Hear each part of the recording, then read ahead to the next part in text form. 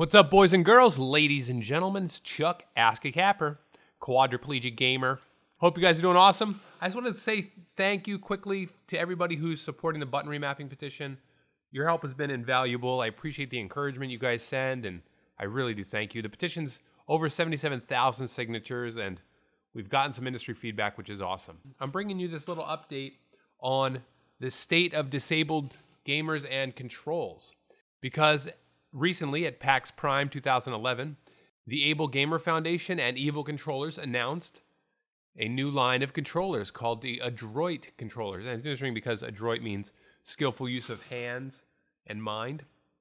Skillful use of hands? Yeah, right. Not for me. But the thing is basically a modular controller. So there's some pictures on the screen, you can check it out. There's plugs that you can plug in switches to, and then you can rearrange those or lay them out in a way that you can make gaming accessible if you have a disability. And it's really amazing. And when I started doing the button remapping petition, this was exactly the controller I had in mind that I would design if I could. Exactly, and they must have like inceptioned into my head. Do not like that. So yeah, it's really cool. The price tag is $400, a little bit not cool. I'll put a link to the video down in the description. You can check out Mark Bartlett from Able Gamer Foundation, who is awesome in helping companies understand the needs of disabled gamers. That you can see his comments on it and what he talks about it. He does point out in the video that it has remapping, 3 different slots where you can program the buttons to be certain other button, and even combos if you wanted to. Very interesting. So yeah, the Adroit do want, must get. But what I wanted to point out was something else. As I was looking at this, at the product, somebody might come up and ask, and some people have asked, why don't you just get a custom controller? And custom controllers are great. This is a great product. I definitely gonna try and get my nubs on one, my hands. But remapping is important because in this situation, say I have a layout that I'm using for Call of Duty. If I go into a racing game, of course the buttons are going to change, and the buttons that I have in this game might be different.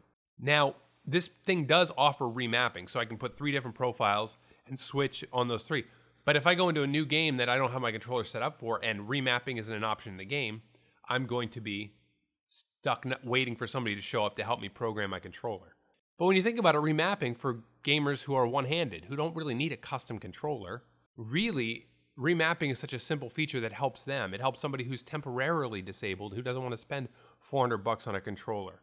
And it even helps new gamers who are getting into games to be able to pick what buttons they want to have be certain operations so that they can get into the games more effectively. That's why remapping is so important, that it helps people beyond my disability, and it helps people who don't want to invest or can invest large amounts of money in an expensive controller, even though this is a pretty relatively good priced controller. So yeah, so that's all I wanted to say on that. The control looks awesome. Hope you enjoyed this.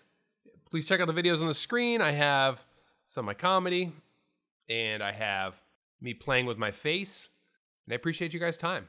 And if you want to like this video, please do like it, because I think it'll help people see it, and they can know more about this controller and the remapping petition.